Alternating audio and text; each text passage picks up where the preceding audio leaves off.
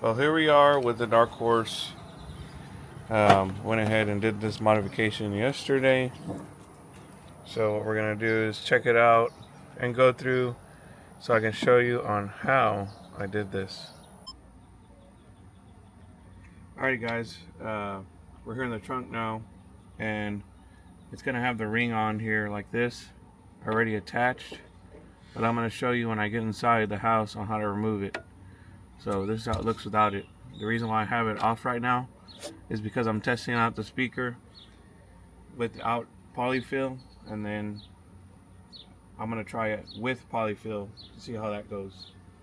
So let's get to removing the bolts on the sub speaker on the trunk. So we're gonna start off by using a 13mm socket, and I'm using an extension on my Ratchet. So I'm just gonna go ahead and unscrew these real quick. There's only 3 bolts that you need to unscrew. Is these ones right here. 1, 2, and 3.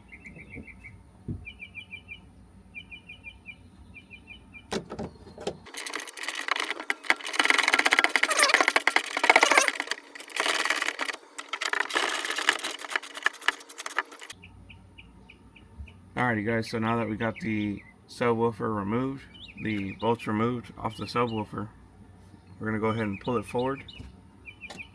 Actually lift up from here. It lifts up the legs, and then you just pull it forward, and you're going to see a wire located right behind the sub, and there's a green tab located right behind it. Now this green tab right here, you're just going to pinch and pull to release. This green tab right here where my thumb's at, pinch and pull this right here. So, and just pull out. Once you pull that out, release, the subwoofer is free to go. Let's take this inside so we can work on it in the air conditioning. I live out here in South Texas, and right now it is very humid and hot. So let's go do this inside. Alrighty guys, so now we're back inside the house, and we got the sub box in here with us. Now, it only took me but maybe 10 to 5 minutes to get the sub box out of the trunk and in my house. I already have the Pioneer speaker in here, but let's pretend that the stock one is in there still. And this is what it would look like. And if you bring out the sub box, this ring will be around yours. Now, you're gonna need a plastic pry tool or a flathead. Now, what kind of flathead will you need?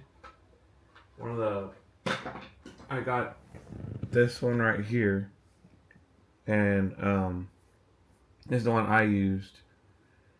And I didn't even do any markings on mine, so I made sure and completely make sure I did it safely where I wouldn't damage anything or what have you. So excuse me, there on the back side of this ring, they got gaps where the screws, the hex screws, they got little spots right here in the bracket. So these little areas here are where the bolts will be going, and that's where you want to put your flathead. Whenever this is on there, you want to put the flathead in here and lift up.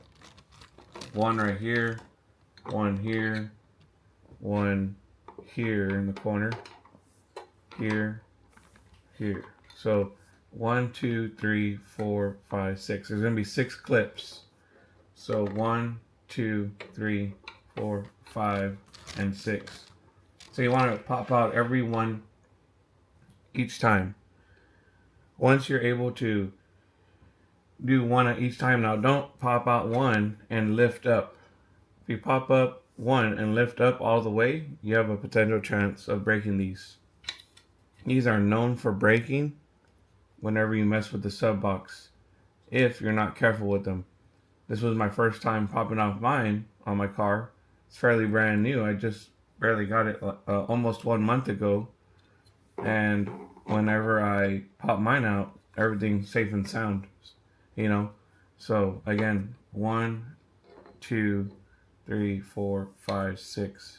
But when you pop out one, hold your finger there, pop out the other, hold your finger there, pop out the other.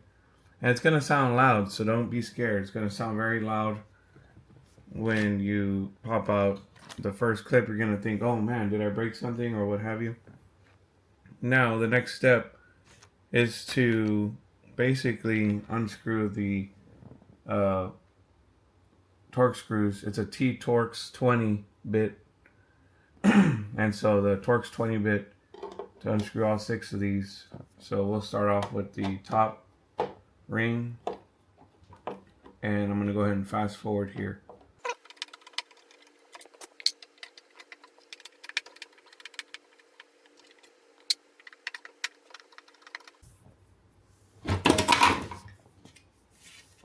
Well, that came off just like that. I unscrewed it and it came off. So, got lucky there. So, let me go ahead and get this with my other hand. And this is the Pioneer that's in there. So, I have to be careful with this. So, behind the speaker is the connectors that you're going to be using, and it's really clean, so there's no splicing needed. Basically, you know, we'll use these connectors here, and I'll show you a better view of these connectors from the other box. Now, your speaker is going to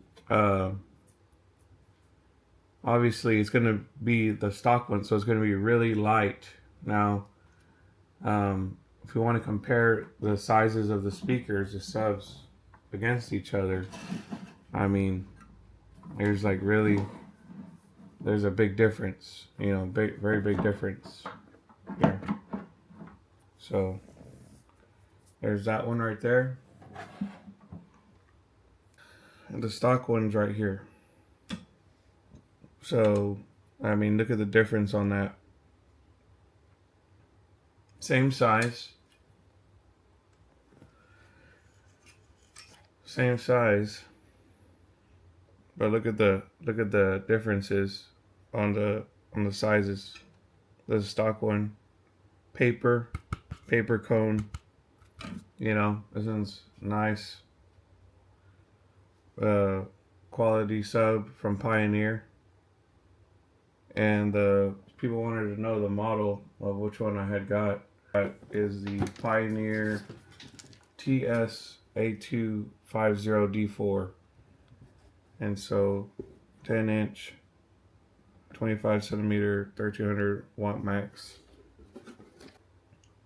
So you get this, so you have this ribbon, right? You get, it comes along with the plastic ribbon. And that plastic ribbon, it has a two-sided tape. And you can go ahead and put that two-sided under here, and it'll help seal it up, the box, to keep the air inside. So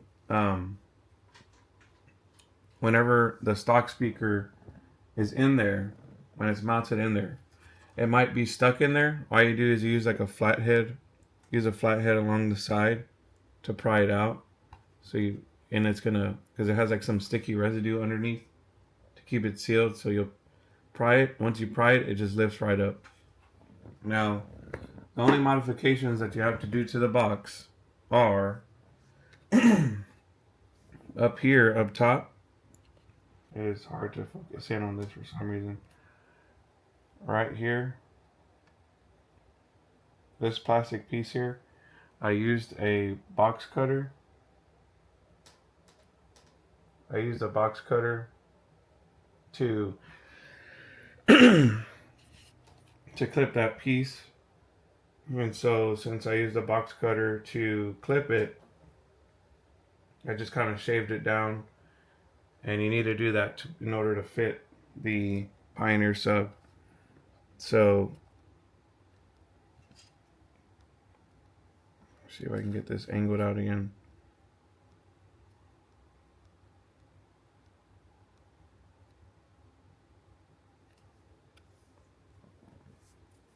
And so once you clip this here, this plastic piece here, then you can fit the sub.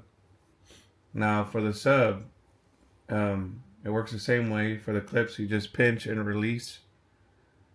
And the way you know which ones are positive and negative is, this is the adapter right here. I'm going to make sure and leave all the links for everything I used in the description. There's a Red Wolf. It's by Red Wolf. It's a adapter.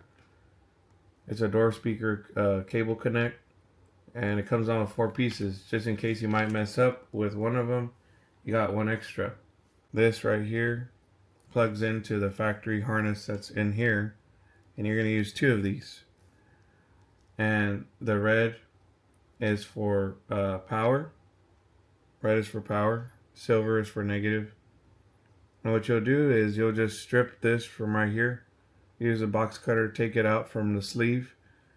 And you're going to strip the wire. And then, you know, positive for positive. And negative for negative. Once you attach them here, then you plug in one to one side. And then you'll plug in the other to the other side. As long as it's positive and negative one, then you're gonna get another adapter, do the same thing to the other side, positive, negative, then plug it into the adapter. Once you plug them both in, then you put the speaker on. You're gonna turn the box over on its backside, and then line up the holes and screw on the screen. Now the only modifications that I had to do to this sub is I had to take, you can use a die grinder, you can use a grinding a hand grinder, and or even one of those little mini saws where it cuts through metal, little hand saw. And only modifications I did was I used the grinder and trimmed up the edges here. So and what I did was I used channel locks, and I just bent these lip. All I did was bent this down here, and then I want to say this is about 2 or 3 inches wide. So bend out that much from each side. Do that to every single side. And the reason why you have to clip out right here is because in order for the factory holes that came on the box, they need to be open like this, because it's going to be, the screw's going to be halfway here grabbing on and halfway like right here out. So, and they're all going to line up just fine. They line up just right. You don't have to do any other modifications to the sub speaker. Don't do anything to the sub box except for this plastic piece that I was saying up here. Just clipped out with a box cutter. Just do that. And then angle grinder or a Dremel or whatever you can to cut this metal out. It's a little slot. So you'll go in as far to the little plastic piece that's glued onto the sub. You're gonna go that far, like to with a little grinder, and you just clip that. Once you clip that and everything like that, then you know you're good to go. Now the box itself inside is real massive. It's big in there. A lot of room that you can use in there for the sub. This sub is perfect for it. I mean, the sub is massive, compared to the stock one, which is right here. Now, is once you get the adapters connected and the wires stripped and plugged in, pretty much put this back in there. Now I'm going to do another video later on where I put polyfill inside here, because in the old forms on the other Mustangs, some people have put polyfill inside here, and what polyfill does is it tricks the sub into thinking that it's in a bigger box. So it's going to have those lows. It's going to have better lows with that polyfill. Now, what kind of improvements of lows that you might receive? I mean, it varies on depending on how much polyfill you use. There was a guy that was saying that he used half a 12 ounce or 6 ounce bag of polyfill from Walmart, which is like $4 or $5, and he put that, stuck it in the back and then put the speaker in there, stuffed it pretty well, and he says that it hit a little harder. The speaker hit harder. So I'm gonna listen to the speaker with it. I'm gonna listen to it with no polyfill, and then in another video I'll go ahead and put polyfill in there and then see the difference. But I already had listened to it prior when I put the speaker in. I just took everything out again to show y'all, because I know people wanted to see on how I did it. So I try to get this video out right now. It's like 6 in the morning, 7 in the morning here in South Texas. So it's early. I just woke up, opened the trunk, took this out. I took the speaker out 10 minutes. I mean, y'all saw. So, but anyways, yeah, other than that, trim. And then now it's time to bolt it back up. What we're going to do is adjust the holes. I'm going to put my flathead. I only got 2 hands here, so we're going to adjust these holes here with the flathead. Put the flathead in the crevice, and we're going to knock it till we line up the holes again. So we're lining up the holes, and then grab the screen and put the screen on there. Let's do that right quick. So once you got everything lined up with the screen and everything, the screws, we're going to go ahead and put the screws back in the speaker, and then get the sub box back in the car. So all I've done so far is I've screwed in the top 2 and the bottom 2 screws at the moment, and you're going to want to make sure you do this hand tight. Don't be using a drill or anything like that to screw these in fast. This is a plastic ring, and you could crack the plastic ring that holds the sub into the sub. So you should just hand tight, tighten it all the way down until just all of a sudden you can't go anymore. Just don't over tighten it. You don't want nothing to crack the screen. So let's get the last 2 screws on, and then get this box mounted back up in the car. And we'll be able to hear it.